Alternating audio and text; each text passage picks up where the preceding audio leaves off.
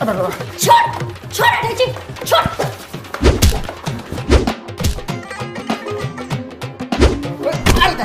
हम कहा नहीं अभी नहीं खिलाए के खाना पका के खियाई तोर बाप बाप वो तो 5 साल पहले लकड़ी पे जोर के पाके लो। हाँ तो एक भौजाई हो नु खेला कड़ी छिनरी जो जाके का उहे बना के खियाता हूँ। ई बात हमरा से बर्दाश्त ना हुई केंगे लांछन लगाओ तो हमरा पर सोचती नहीं आ। ए छोड़ जाए दे लगावे दे तू खेलकड़ी छिनरी बारे की तोरा आन लागत चल बैठ जाए में लेट होई एक निकल रे दे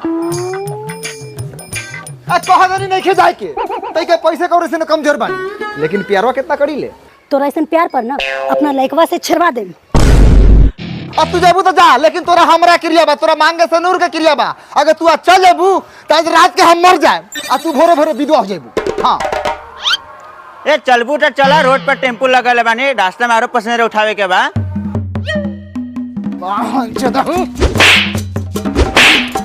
साले इहवा हमार घर उजरता आई सरहु के पसीजा छुटल बा जो साला ना दे मेहड़ू हमर मान गेल बा।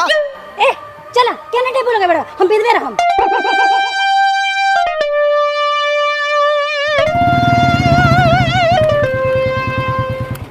साले मेहरारू से लात खलन तइयो मेहरारू ना मानल हम तो चलनी ससुरारी मेहरारू के लेके।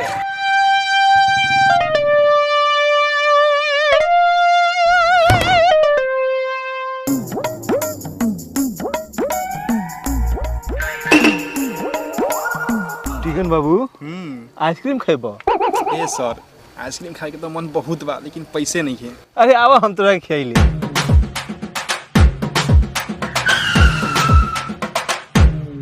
कारे साला ई 3 जगवा के 4 गो किस्ती फेल बा किस्ती के पैसा अपना बाबा के गान में झोंका तरेका। सर अतने ना ताव होता ये सारा बर्फ पिघल के फ्रिज का गान में बह जाता। रउए बताई सर कहाँ से किस्ती भरी हम गान में के भरी।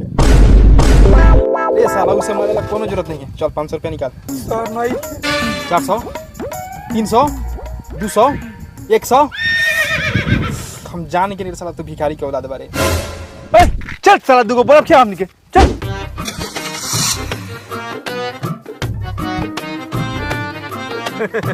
का टिंगन बाबू आइसक्रीम खा के कलेजा ठंडा आयल। बहुत मजा आयल और जो हम घाम में बैठ के आइसक्रीम चूसे के मजा बानू दुनिया का कोनो काम में नहीं खे। हम तो चाहे हम जितना यालतू फालतू ना फालतू लइका बा सारा के सारा ई काम में ना हो। हां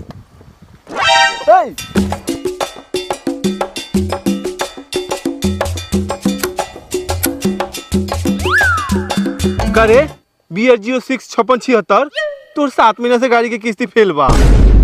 हैं ऐसे कैसे 6 महीना तो हमर शादीए के भेल 7 महीना के किस्ती कैसे फेल हो गए?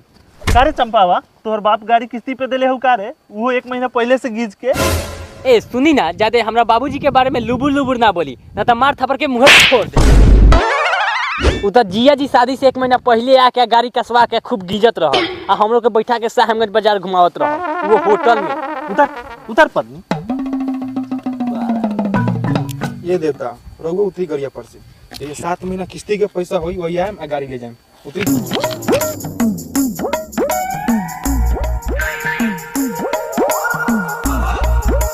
अब चल देख ले कलार बारू साला शादी के 6 महीना बाद पता चलता कि गाड़ी फाइनेंस पर ले आयल।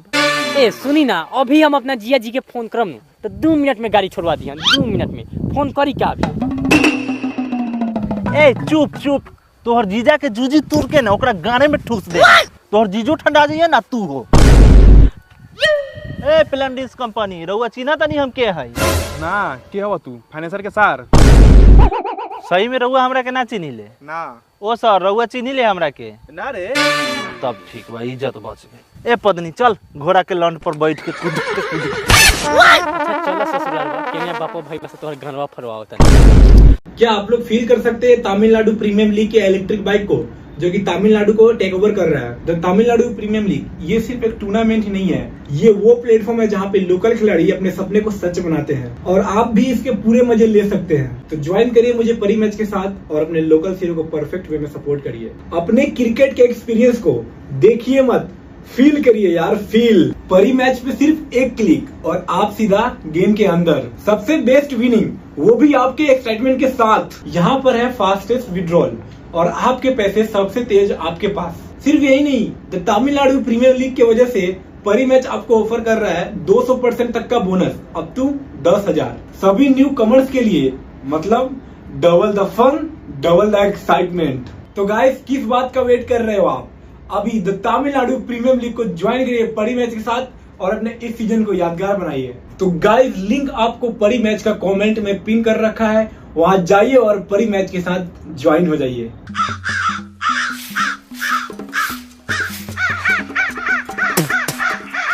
सर फेन सरवा मुरी पर काक बोले बा, लागता कि कोनो कुटुम घरे आके बैठी का। आवे वाला बाना आगे नी। फिर सरवा बेगर लगन के सहनाई बाजी आ गए।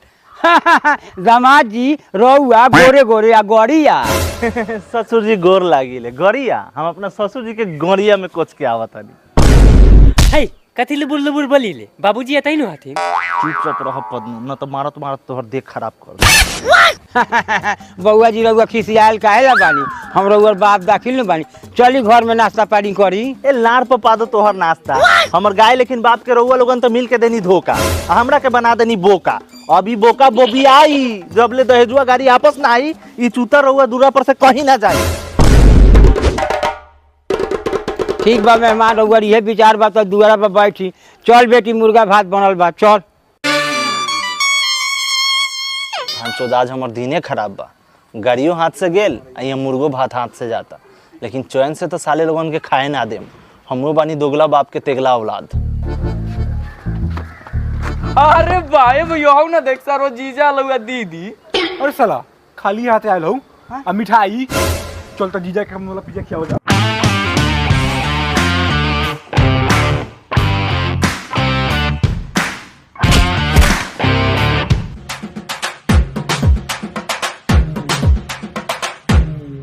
जा मेहमान खाली हाथे आ मिठाइया।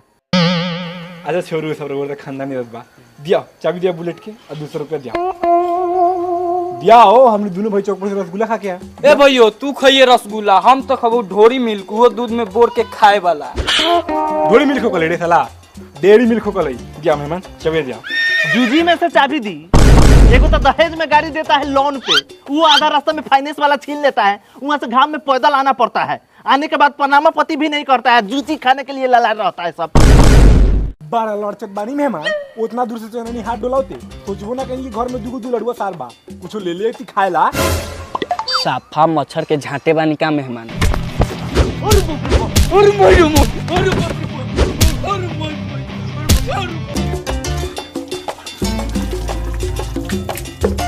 एगो तो दोगला दामाद आके दूरा पर बैठल बा, एगो ई कॉल बा तो चालू होई के नामे नहीं चले। लागता दोनों भाई कोयलक मार मिठाई खाएला। अरे मेहमान जी ये ठीक नहीं जाओ, छोड़ दी हमरा बेटा के, ना तो नीमन से बेजार हो जाई। ए ससुर जी, ई दुलड़ुआ सर के हमारा थोड़ी रनी है, सरवा के सर्विसिंग करत है, ये सरवा ढेर आवाज करत लग। रे सरवा जीजा, अगर तोरा गान में दम हो नु तो ई सर्विसिंग एक बार और के दिखाओ। तोरा गार के दूर दूर ना बेचवा दी नु तो हमू तोर कुलरवा सार ना बोले हमर बहन टाटी हमरे घर में काहे न रहो। ना जीजा हमरा के ना, हमर सर्विसिंग पूरा फुल हो गेल बा। हई सरवा के कह के देखो एक बार भूमि आता कथी गार गार मारो दामाद जी ऐसा सर्विसिंग के, हमरा बेटवा के कुछ हो जाई तो निहाल तोर रोवा से होगा कि हम अपना बेटवा से। लागत है चंपा दी के दुल्हवा आयल बा, यही चलते जीजा आसार में कस के लड़ाई भेल बा। चलो जीजा के जूजी छू के प्रणाम कइल जाओ, अब भाई पर्दार के घर जरावल जाओ। जीजा जी प्रणाम। बताई तो ससुर जी, हई बहन चो दो गैर आके प्रणाम करता आ दूगो अपन दुलरुआ सार बजौन मुंह में मुतले तैयार बा। हां तो आशीर्वाद दे के कोनो बढ़िया काम ना कैला सरऊ। एकरा घर से खान पीला प्रणाम पति सब बंद बा, जल्दी एक से प्रणाम वापस ली, ना तो मार पड़ाई के जिए तो जूजी बना दे हम।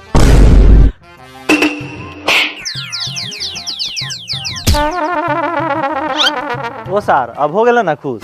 मेहमान आज पहुंचावे के हो कि अपने से चल जाए? चल जाएम। ई बात रहुआ के हम पहले ही कह देले बानी, जबले हमरा गाड़ी ना मिली तबले 1 इंची हमर गाड़ी यहाँ से ना हिली।